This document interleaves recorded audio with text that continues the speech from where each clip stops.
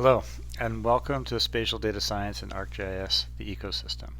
My name is Sean Walbridge. I'm a lead developer on the Python team within geoprocessing, and I'm joined today by Kevin Butler, who is a senior product engineer who works with scientists within geoprocessing as well.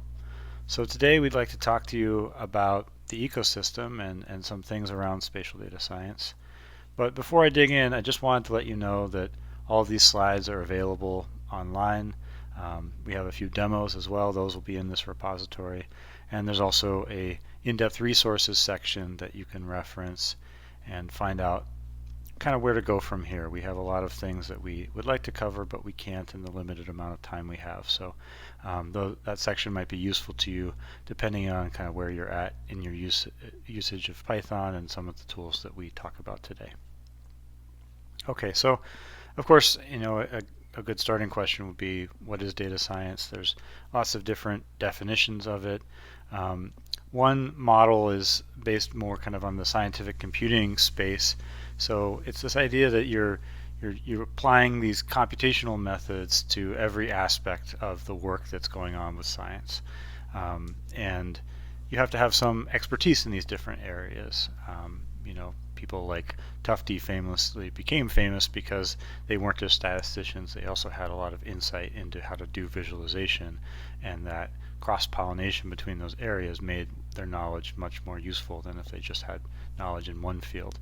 And data science is kind of in some ways bringing that home, combining these different components, adding it to all the different aspects that already happened in a scientific process or workflow, and then really making everything better through doing that. And we think of ArcGIS as being a system for doing spatial data science. ArcGIS is the system of record. People use it for storing many of the most important things that they have, that they collect within their organizations, and it allows you to combine all of that information into a common environment. Of course, we know you could take data that's aspatial and put it in, join it with spatial data. But there's really a lot more depth to that. The richness and variety of data types that can be imported into the GIS worldview mean that it's kind of a superset of many, many different fields, be it BIM or CAD or many of these scientific disciplines that have very specialized data structures, and we'll show a little bit more of that later. And the other thing that we want to mention here is that part of the reason it's worth looking at the ecosystem is that ArcGIS does a ton already. It's always growing in what it can do, but it can never do everything. The breadth of what's possible to do with software is always going to be broader than what we can provide you directly. So there's kind of tiers. There's the things you can do just directly using geoprocessing tools, using some of the software that we've built. There's kind of another tier of using some of the packages that come with our software, and then there's a tier even beyond that of incorporating additional software that is kind of outside of our scope but can connect with the things that we do build. So we'll talk about that and kind of how that can play well into this problem domain of doing spatial data science. Okay, so I mentioned this idea of this ecosystem. Well, how does this happen? What does that actually mean in practice? So there's a lot of Python in ArcGIS. Python's our flagship scripting language. It's really the language that most people are using for doing analyses and a lot of the kinds of work that you might be involved in. And we have a lot of different things that connect up with Python. So we have we have a Python API for driving desktop and server. So that's ArcPy. That's kind of how it grew up. Originally it was just intended to drive that desktop application. It's grown into much more than that, and we have an area where you can interactively put code in, right? A repr just directly in the application, the Python window. You can make Python add-ins. There's toolboxes. There's a bunch of kind of customizations around Python. And then there's also the ArcGIS API for Python, which of course gives you the ability to embed it in totally different environments. You could put it in a Docker container and run scripts against it, just hitting the REST endpoint, or you could be doing some deep learning workflow that touches the ArcGIS Learn module.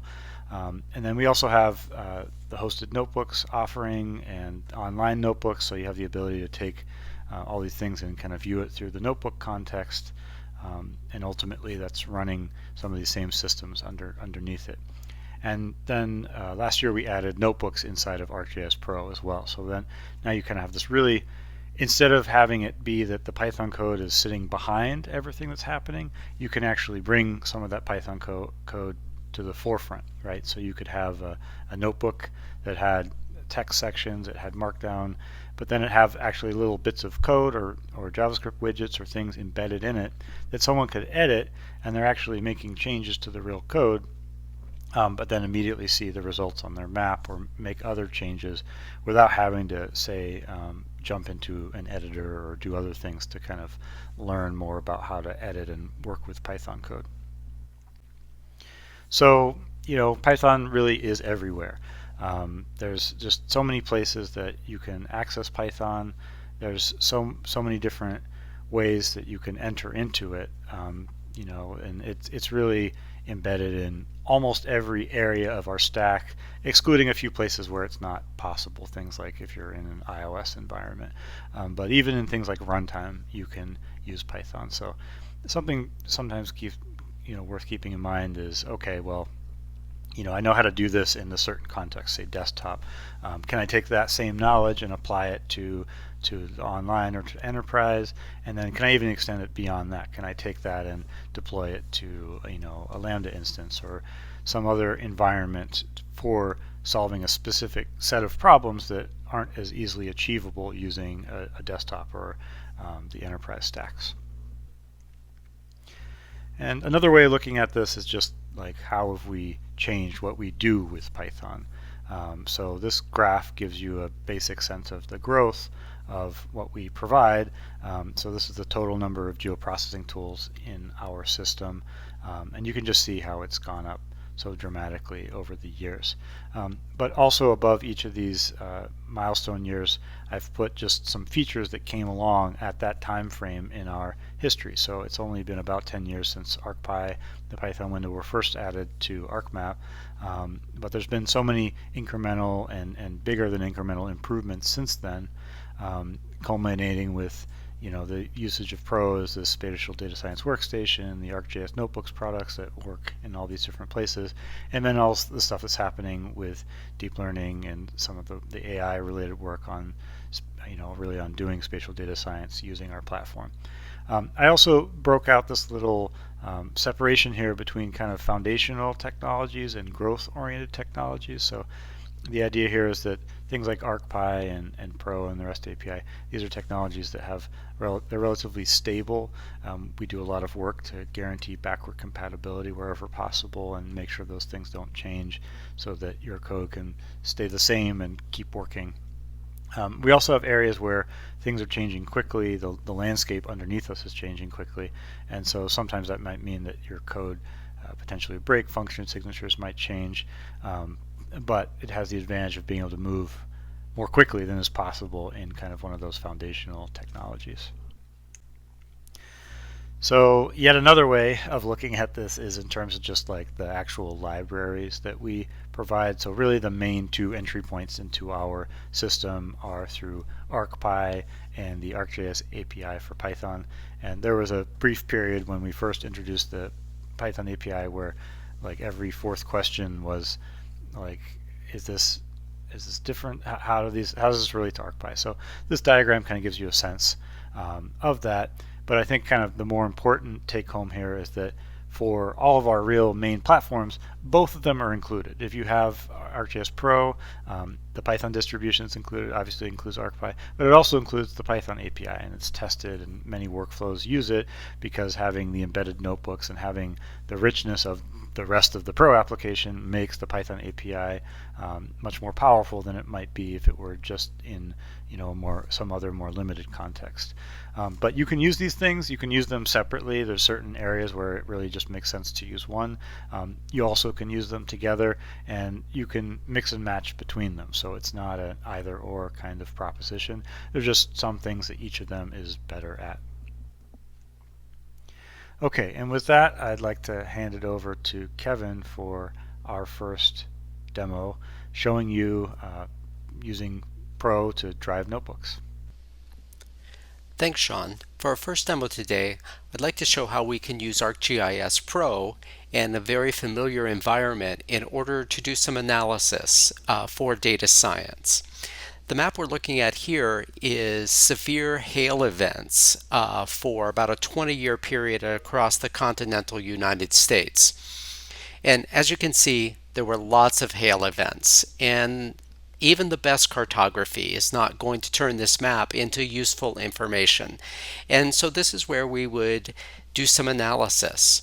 And while I can use the very familiar geoprocessing tools available in ArcGIS Pro, any one of 2,000 tools through the GUI interface, I actually prefer to work in a Python environment, and particularly within notebooks. And so what we're seeing here is a Python notebook that exists within ArcGIS Pro alongside maps and the other components of the Pro user interface. So in order to take that mass of points that we saw on the map and turn it into something useful, I'm going to use kernel density. And because this is a geoprocessing tool, it's available as a Python call. And you can see here, I'm going to call kernel density directly from ArcPy. So I'll import the ArcPy library, and then go ahead and run this kernel density. You can see it's running here. It's a lot of points. It'll take just about 3 seconds there. You can see that it came up with a default search radius for me so that I didn't have to specify that. And I was able to save this output raster. Now, I could go through the tasks of displaying that raster and symbolizing it within the notebook itself.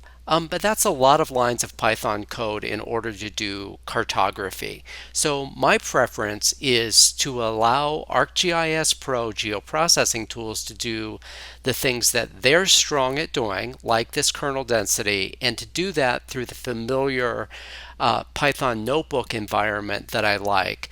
But then when it comes to things like symbolization, I prefer to go back to Pro itself and do that symbolization here. So let me turn off this layer, and we can see that I can use the powerful cartography features of ArcGIS Pro in order to get a much more meaningful information product. So the kernel density analysis that I showed you is literally only one of approximately 2,000 geoprocessing tools that exist within the system that you have access to via the ArcPy library. Back to you, Sean. All right, thanks, Kevin. So kind of zooming back out a little bit, I'd like to just look briefly at the core Python library. So these are the things that really are at the heart of using Python for scientific applications and using it for the kinds of data that really are often commonly used for all kinds of analyses. So much ends up being ultimately some matrix math at the bottom of it. So you know, the one thing that happened in the evolution of Python is originally it started out as just this general purpose programming language. It wasn't really targeted at the scientific domain. And this is true of most programming languages. They're just kind of designed for doing systems programming or doing some more general purpose programming. So they often lack certain capabilities that you would want if you're trying to do that kind of analysis. You might not have things like vector primitives. You might not have representations for numbers that are complex. You might not have any statistical capabilities. And you know, that's kind of a mismatch between like what people need to do for analysis. And you can see this even in evidence of things like the continued presence of Fortran as a mainstream programming language, despite it, you know, not receiving significant updates really since, you know, the 90s, and even a lot of it still really from the 70s.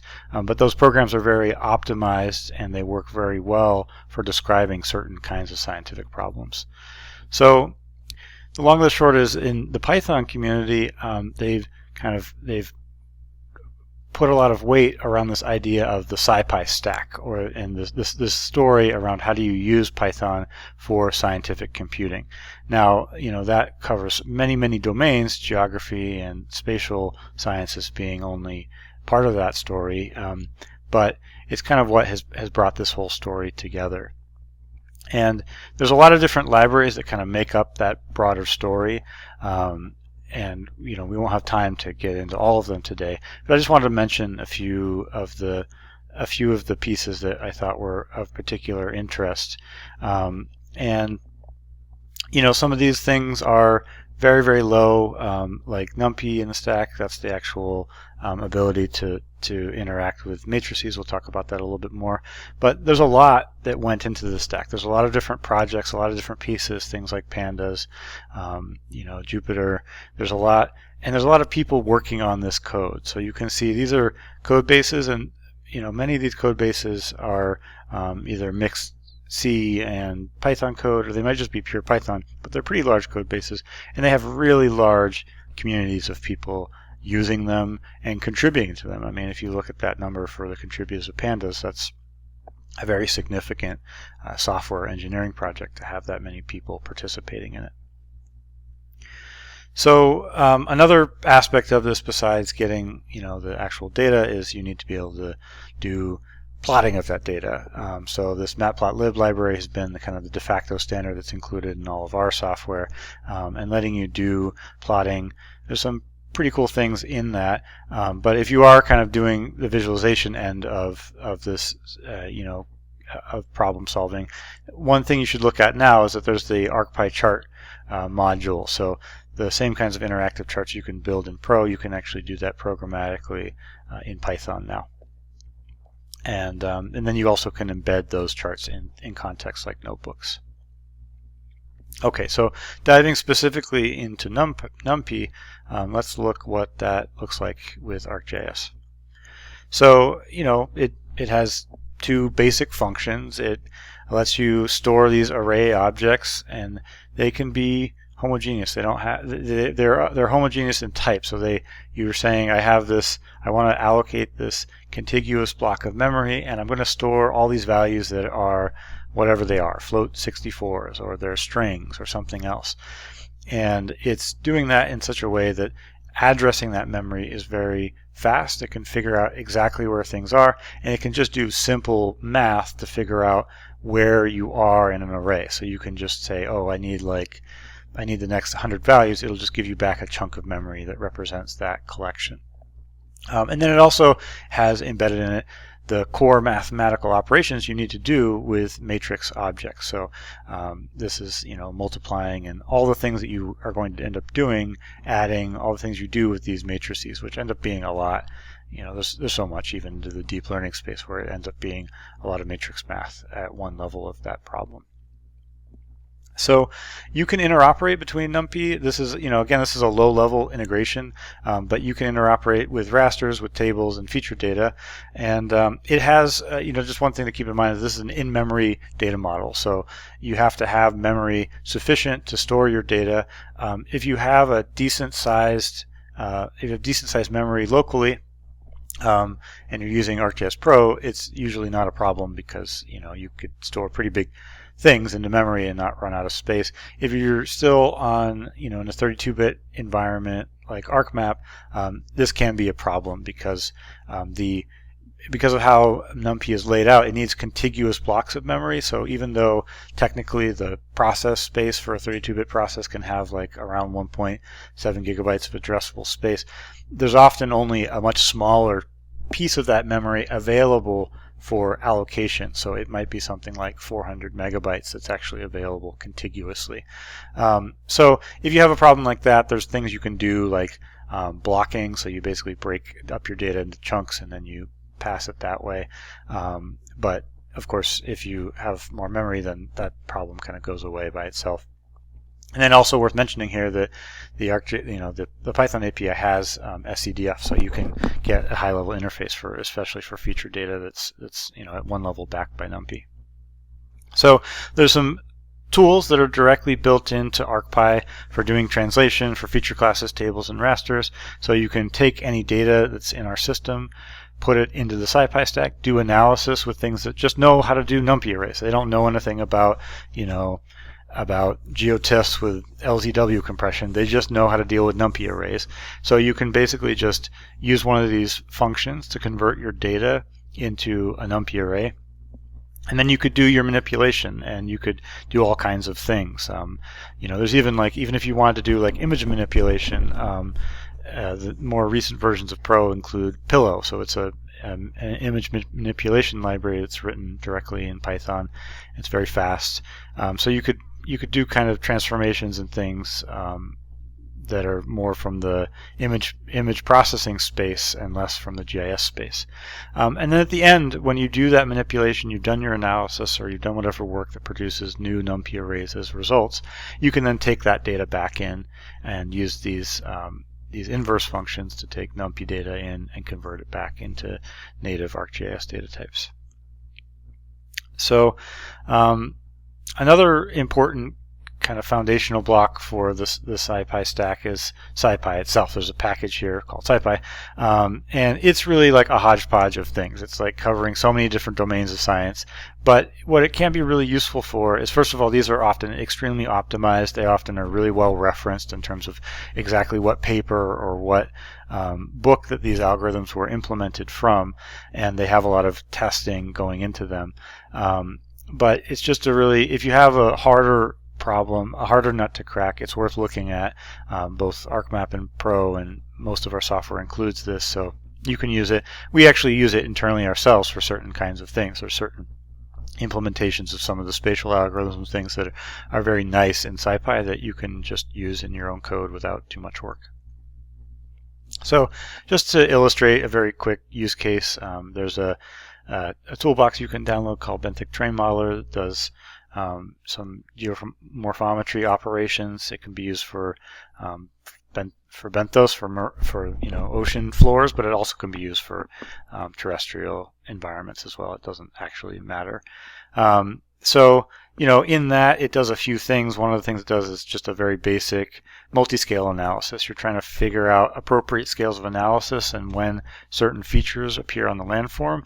So it has something for that, and then using SciPy stats for circular statistics. So just a quick example. Here we have something. We're going to do the same kind of conversion. We're going to import some SciPy and use matplotlib for doing the plotting. And then we can just basically run a median filter across that. So this is equivalent to something you could do, of course, in ArcGIS, but we can kind of quickly stitch together something, and some of these methods might be a little bit different than what you could do just directly using the spatial statistic or the spatial analyst routines. So if we do that, we can take an input data and we can see some very specific detailed features here. And as we downsample it, we see that certain features drop out at certain scales. So once we're down here, that whole cluster there is gone. Some of these other details are completely dropped out. So we might be able to find a certain scale here that we were then going to use for other analyses. Okay, so another kind of foundational piece is Pandas. You've probably heard of it at some point, but basically it came from someone was doing a lot of things in R and Python. They said, hey, I really like this idea of data frames, Wes McKinney. So he ported data frames, this panel data, to Python. And it really brings this really nice, robust workflow for manipulating tabular data and time series data, things like that. And data frames are just a really great concept because they on one level they just look like a two-dimensional layout of things like a spreadsheet is, but because all of the data is typed and it's labeled and it can be indexed, it actually has a lot of properties that make it much more powerful than just a spreadsheet. You can do some really great things with it, and you can really use it in many cases as a substitute for writing SQL or more complex analysis languages. You can just kind of chain together some Python operations and get your results that way. So it's also worth mentioning that we have spatial data frames enabled And there's SEDF, and there's a lot of areas that we're continuing to improve this on now to make it more scalable, to make it better integrated with, things like GeoPandas that are in the broader Python ecosystem. Okay, so that's kind of some of the building blocks of the SciPy stack. What about kind of broader integration? Let's look at some things that kind of zoom us out a little bit. So just what I said. And yeah, I think one thing that you can sometimes ask is, what is the kind of code that you are interested in writing? There's a lot of times where, the best option is just to take what someone else has already written. So there's some implementation in our software or some other, domain specific software that's really great. It's often just best just to use that. If the cost of including that isn't too challenging, then it's just often good just to reuse what exists, because then you don't have to implement things yourself. And there's just kind of this principle of stack minimization. Just focus on the things that you have the most domain expertise on, and try to leave other parts of the stack to other people who care about that problem. Of course, there's always trade-offs here. It's not a clear slam dunk to just always use someone else's code, because there's a maintenance cost to supporting third-party libraries and other things. But it's worth thinking about when you're trying to design some more complex thing about what are you going to do yourself, what's the part that you have to actually do, and what are the parts that you can get from other places in order to accomplish that work. Okay. And with that, I'm going to hand it back over to Kevin to give you a demo of using Pandas. For our next demo, I'd like to talk about the SciPy ecosystem, and one particular part of it, Pandas. Pandas is a very nice utility for dealing with that very important component of data science, which is data engineering. We rarely get a data set that is analysis ready. It frequently has missing data or some incorrect data in it, and we always need to do some pre-processing. So I'll use Pandas to do that today. Little housekeeping there to import those libraries, and the data set that I'll use is a data set from the U.S. Department of Transportation from the Transtat database, and this is a 10% sample of all airline tickets within the United States, at least in 2015 for this example, that shows the origin and the destination airport and the number of passengers that went through that airport. So I'm going to read this data from a CSV file that happens to be zipped, and that's a very nice feature of Pandas, that I can read directly from zipped CSV files. I'll do that. It looks like a little bit over 168,000 records. Let's just look at the head of that data set, make sure that we've read it correctly, and you can see the origin airport code and the destination airport code and the number of passengers here. Well, I don't need this other information, and I don't want to use up my memory with those columns that I don't need, so I will reread the data set just looking at passengers, origin, and destination.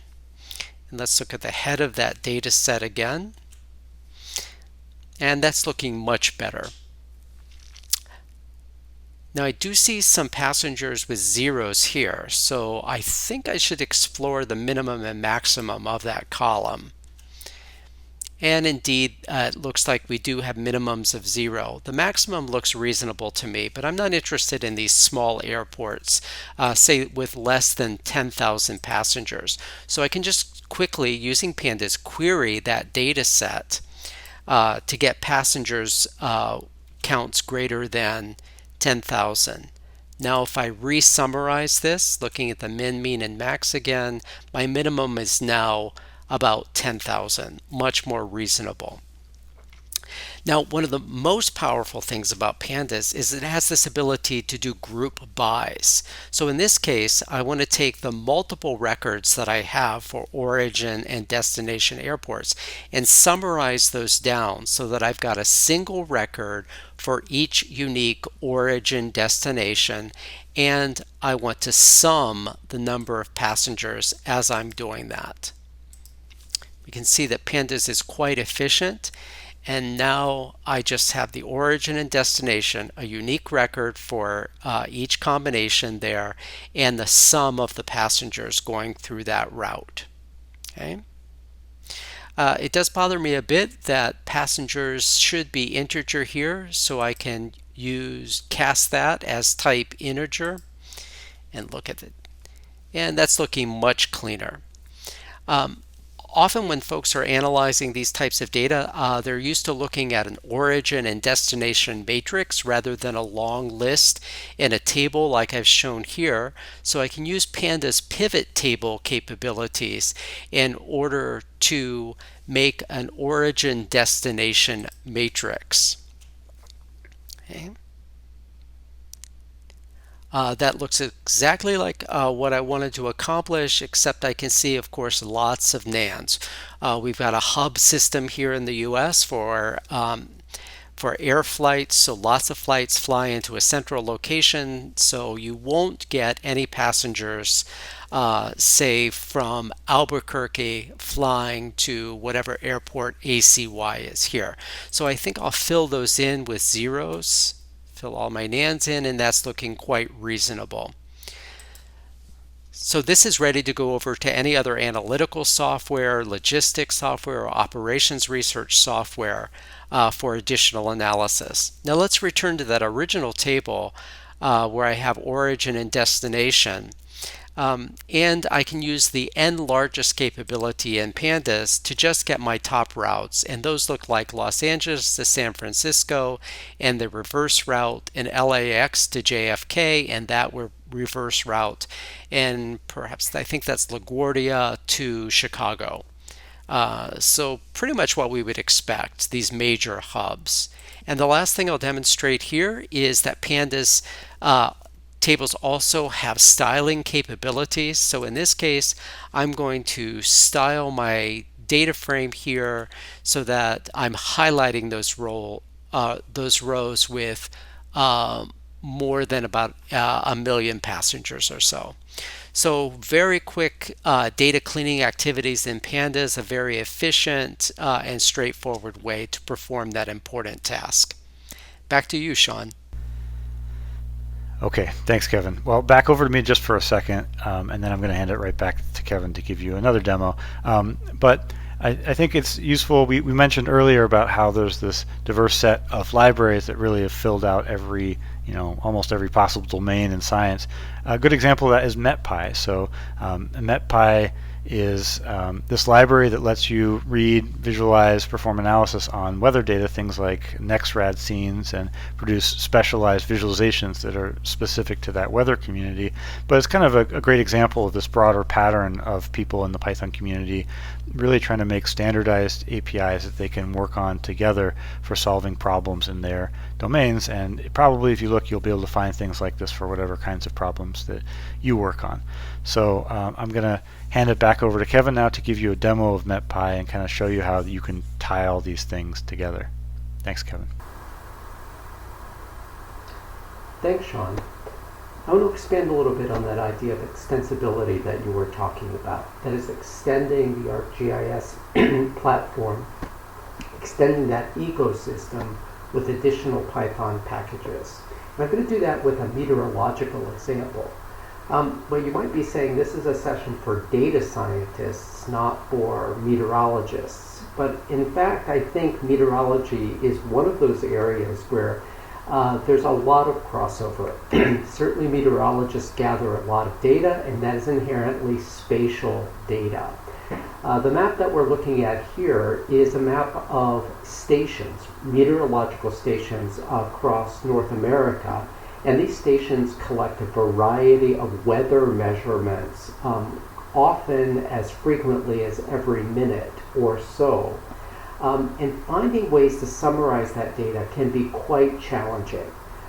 If I look at this table that's contained here, I can see that some of the variables that are collected are things like air pressure and air temperature, and certainly things like wind speed and precipitation. So it's very important that we look at these variables in combination. If we take precipitation as an example, 2 inches of precipitation when it's 70 degrees Fahrenheit outside is certainly very different than 2 inches of precipitation when it's 0 degrees Fahrenheit outside. I'd argue that those would have very different impacts on our daily lives. So we need to look at these variables in combination, and that's where data science can come into play. Essentially turning this data into valuable information. I'm going to do this example with a package called Metpai. This is one of the things that's available as an additional package that you can add to ArcGIS Pro through the Python Package Manager. And I've already taken the liberty of creating an environment, a Metpai environment, and adding this package into the product. I'm going to do this quick demonstration using a notebook within ArcGIS Pro. Just a little housekeeping here to make sure that my plots are plotting in line. And then again, some housekeeping here just to bring in this package, Metpai, and also to bring in matplotlib. So this is an example where we have a library that extends ArcGIS Pro, Metpai, and it in fact is based on the SciPy ecosystem, the Python greater ecosystem, because it leverages NumPy and matplotlib. So in this example here, in this cell here, I'm going to actually just create a class and some functions. And looking at this, for each of these, you can see that these are fairly straightforward plots that are just leveraging standard matplotlib functionality. Now the real test comes down here. When I'm ready to run this cell, I can specify a start time and an end time. I'm going to look at a particular station when I do this because this particular type of plot that I'm generating, this mediogram, are typically generated for a single station, and it summarizes the weather data across time for multiple variables at that one station. So I'm interested in looking at temperature, pressure, relative humidity, wind speed, maximum wind speed, and the wind direction across time. And I'll do this for this weather station. Now this is where the advantage of using something like Metpai comes into play, because yes, I could have written that matplotlib code myself, but Metpai comes with a lot of well-tested routines to do things like unit conversion between meters per second to knots, or in this instance, degrees centigrade to degrees Fahrenheit, with these built-in unit conversions. So it just makes my work a little bit easier, and I have the trust that these are correct since this package is coming from well-respected geoscientists at Unidata that specialize in meteorological data. So I'll go ahead and run this cell,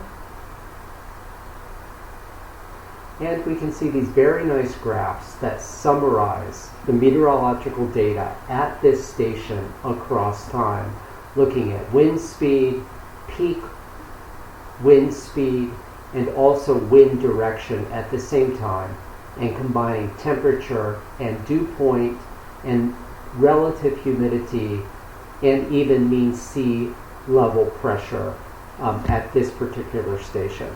So this application, these graphs have utility when it comes into accident investigation, for insurance purposes, a wide variety of things. And it's just another example of kind of that skill set that data scientists need to have to integrate lots of different packages, lots of different domain knowledge into solving real-world problems. Back to you, Sean. Okay, cool. So, all right, we've talked about integration. We've talked about some of the ways that you could perform that today. it's worth zooming out a little bit and thinking about this as a data science problem. There's a lot going on in the data science ecosystems, and we're connected to those in a number of different ways. One of them is through Anaconda. It's really become this premier way of dealing with this integration problem, and we have a bunch of different ways that we connect up to Anaconda. So we have the Pro. The Arcgis Python distribution that's included in Server and Pro and other places. We have, if you're using something like hosted notebooks, those are running inside of Docker runtimes. And we also host about 150 packages on our own channel. Some of those are our own packagings of open source packages. And then we have also lots of teams who are producing code that put things up into that channel. And then, if you're looking at like the Python libraries that we mentioned, they have a bunch of connections to a number of those packages built in. Things like PyTorch as well, once you get into kind of the deep learning space. And we'll also talk a little bit about the R Bridge, which integrates in a number of different ways. And that's actually a good segue into our next topic, which is on statistical languages. So we have some support for working with statistical languages. So far we've been mostly focused on Python, but there's some cases where you need to move even beyond Python, and so we'll just briefly touch on a couple of those. So one of them, as I mentioned already, is R. R is this very powerful statistical programming language. And one of the things that kind of really makes it special is that it was designed from the ground up to have features intended for analysis. So instead of having just generic arrays or something like that, it had things like data frames, it has vectors, and all the data types were kind of really thought out with how will we use this for analysis. So things like a no data value, a non-value are all embedded just in that core programming language. Over time, what's really happened with R is that a lot of scientific fields have started publishing their results as R packages. So this CRAN repository, it has over 17,000 packages. It's growing at just a fantastic pace. And these things are very much like, they're not just like, left pad, kind of packages. They're actually like things that often do a lot of really interesting analysis. Now, of course, they're not all great, not all 17,000 of them, but there are some really amazing packages in that set.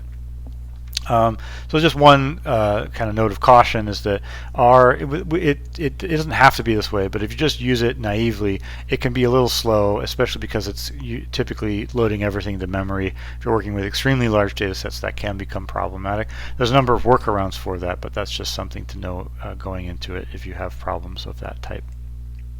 So we built this thing, the R Arcgis Bridge. You can install it directly from Pro if you go to Options, Geoprocessing. You check that out. There's also a full workshop this week on the bridge, so if you're interested or you have people on your team who use R, definitely have them check this out. It gives you really kind of full access to your local remote data. You can connect it up with feature services, with geodatabases, and anything else.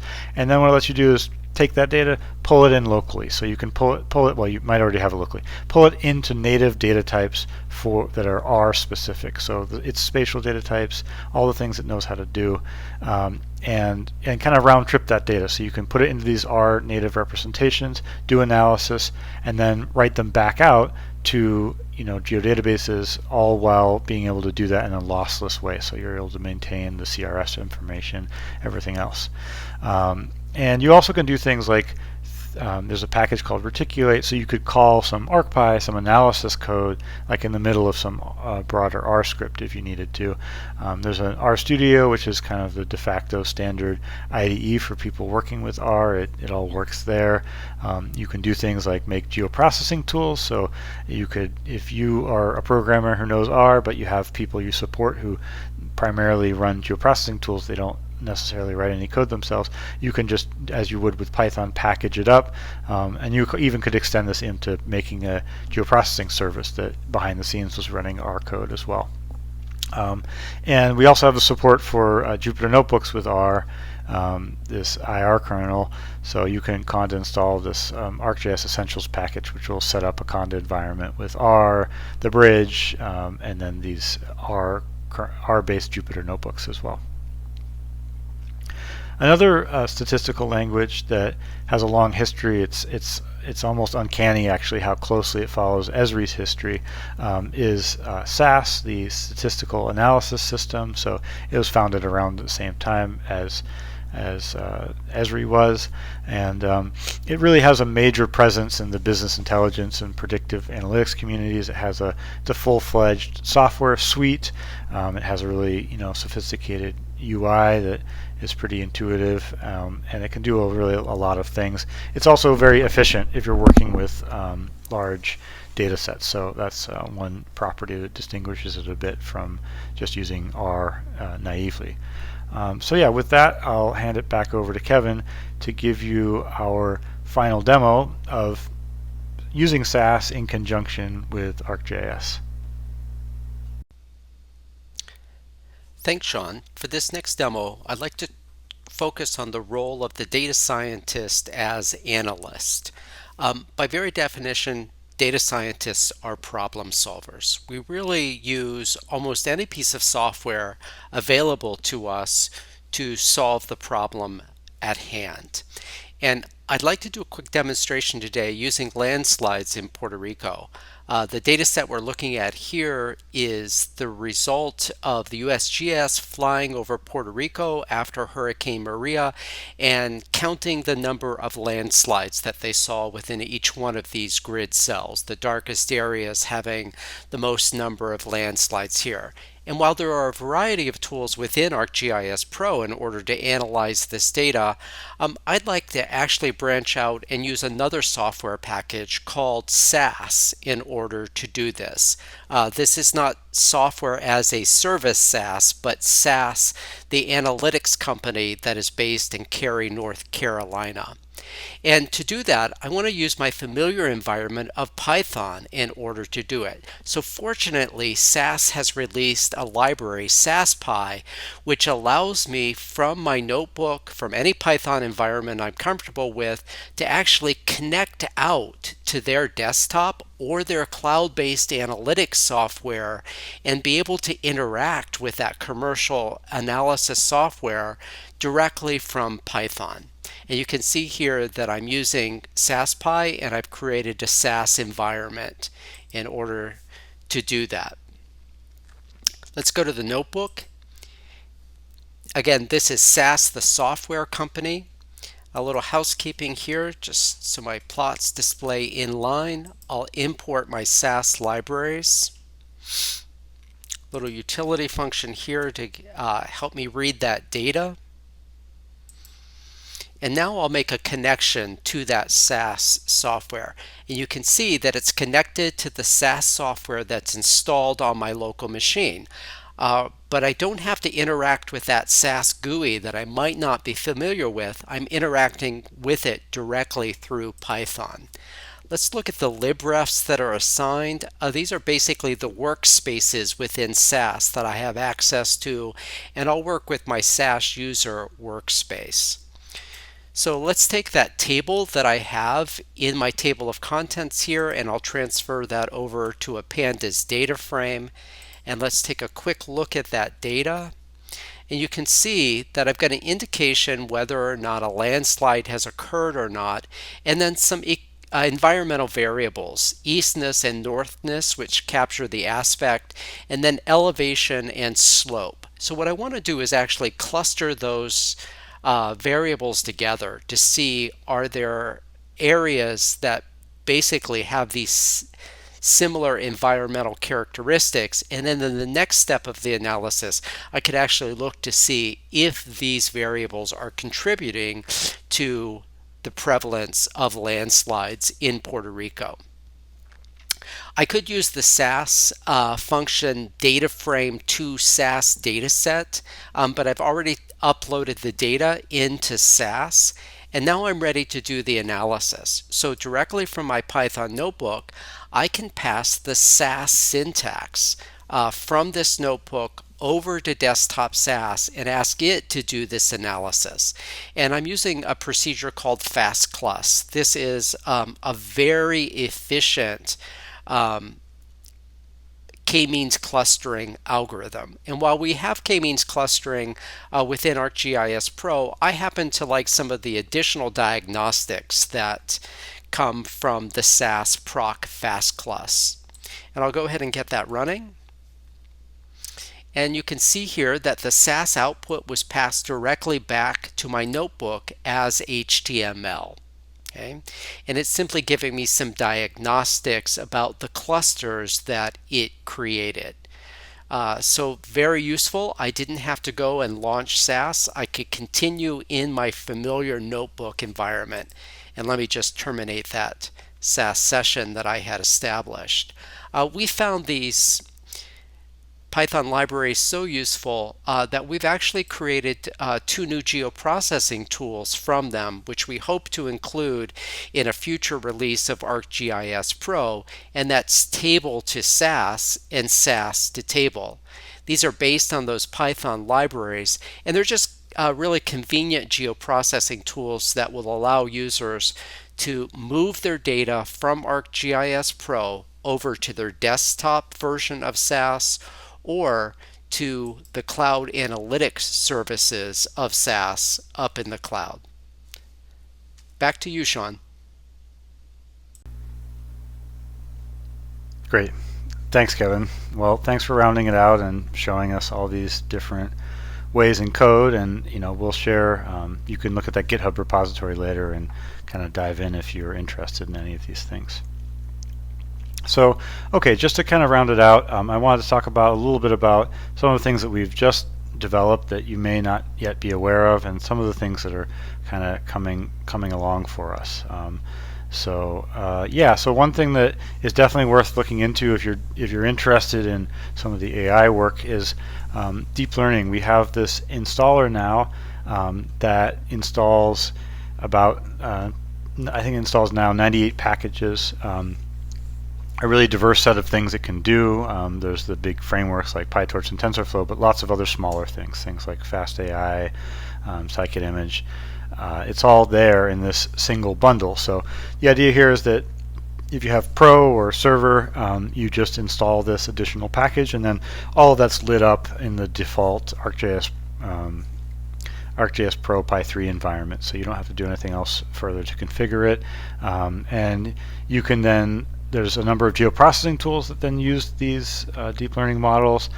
There's also you can use ArcGIS Learn, that part of the Python API, to call these to kind of provide you a higher level interface to calling these for geographic focused workflows. Or you can just call the libraries themselves. They're Python libraries. They're importable.